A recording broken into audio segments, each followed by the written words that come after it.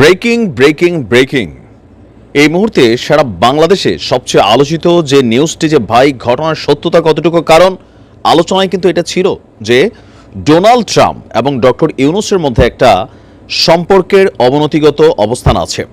বিশেষ করে কোনো এক নির্বাচনে ট্রাম্পকে নিয়ে ডক্টর ইউনূসের একটা মন্তব্য ছিল, সেই মন্তব্যকে ঘিরে যখন মার্কিন যুক্তরাষ্ট্রে এই আওয়ামী লীগ সরকারের পতনের পর ডক্টর ইউনূস দায়িত্ব নিলেন, তখন ট্রাম্পের পাশ করার পরই সেই পুরনো বিষয়টি আলোচনায় উঠে আসছিল।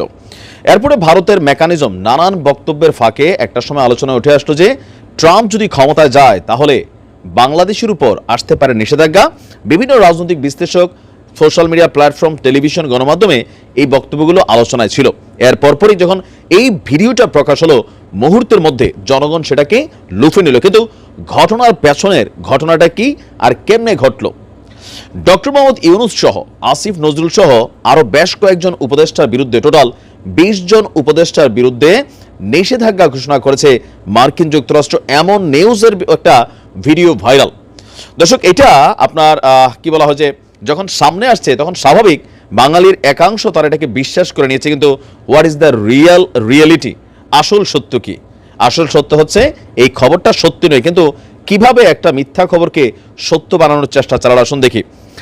আপনার এই সম্পর্কিত সোশ্যাল মিডিয়াতে যখন কোনো গুজব ছড়ায়, তখন আমাদের যেই কি বলে যে গুজব যাচাই বাছাইকারী বিভিন্ন প্রতিষ্ঠানগুলো আছে, এর মধ্যে গুরুত্বপূর্ণ একটা প্রতিষ্ঠান হচ্ছে ফ্যাক্ট ওয়াচ। তারা বলছে Donald Trump doctor Mohammad Yunus সহ ২০ জন উপদেষ্টার উপর নিষেধাজ্ঞা ঘোষণা করেননি, বরং ভিন্ন ভিন্ন কয়েকটি ফুটেজকে ব্যবহার করে একটা ভিডিও তৈরির মাধ্যমে এই ভুয়া দাবিটিকে প্রচার করা হয়েছে। বলা হচ্ছে যে আপনার মাসুদ কামালের ইউটিউব চ্যানেল কথাতে ট্রাম্প দায়িত্ব নেওয়ার পর বাংলাদেশের বিরুদ্ধে গিয়ে নিষেধাজ্ঞা আসবে কিনা এই বিষয়ে একটা ভিডিও খুঁজে পাওয়া যায়। ওই ভিডিওর সঙ্গে আলোচিত ভিডিওটির কিছু অংশের মিল রয়েছে। মূলত ওই ভিডিওটির কয়েকটি অংশ কাইটা সেখানে এডিটিং করে এই ভিডিওটাকে বানানো হয়েছে।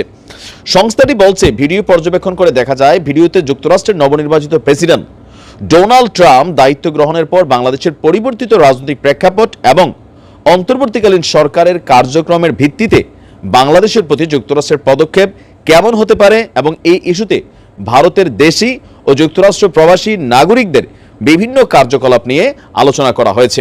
তবে সেখানে ইউনূস সরকার সহ ২০ জন উপদেষ্টাকে নিষেধাজ্ঞা দেওয়া নিয়ে কোনো কথা আসলে বলা হয়নি। এটাই হচ্ছে মূল সমস্যা। আমরা যখন ভিডিও বানাই, কতিপয় অসাধু মানুষ আছেন যারা আমাদের ভিডিওর বিভিন্ন অংশগুলোকে কাটেন, আগে পিছে জোড়া দেন, কোনো 10টা ভিডিওর জোড়া দিয়া আমারই রিপ্রেজেন্ট করা, অথবা যারা একটু জনপ্রিয় আছেন তাদেরকে রিপ্রেজেন্ট করা, এরকম কিন্তু অসংখ্য ভুয়া ভিডিও তারা মুহূর্তের মাধ্যমে ছড়িয়ে দেন। এখানেও ঠিক একই রকম ঘটনা ঘটেছে। এর মাঝখানে আরও একটা মজার বিষয় হচ্ছে এই ভিডিওটা মানুষ কেন বিশ্বাস করেছে। ডোনাল্ড ট্রাম্প নির্বাচনের আগ মুহূর্তে বাংলাদেশ ইস্যুতে ইসকনের তখন ঘটনাটা চলছিল, আপনাদের খেয়াল থাকার কথা, তখন টুইটারে বা এক্সে তিনি একটা পোস্ট করেছিলেন ডক্টর ইউনূস সরকারের অবস্থান এবং বাংলাদেশের তৎকালীন প্রেক্ষাপট নিয়ে।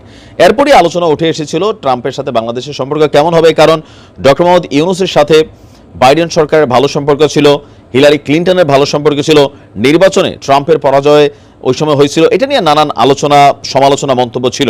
আবার বাংলাদেশ নিয়ে ট্রাম্পের যে একটা বক্তব্য ছিল, সকল কিছু মিলাইয়া যখন এই ভিডিওটারে এডিটিং করে সামনে নিয়ে আসছে, মানুষ নগদই বিশ্বাস করছে। প্রযুক্তি মিডিয়ার এই যুগে পজিটিভের মধ্যে নেগেটিভ জিনিসটা হচ্ছে কি, ভিডিও কাটপিস করে যখন কোনো কন্টেন্ট বানানো হয় তখন আমাদের দর্শকরা সহজে এটা ভেরিফাই করতে পারে না কোনটা সত্য কোনটা মিথ্যা।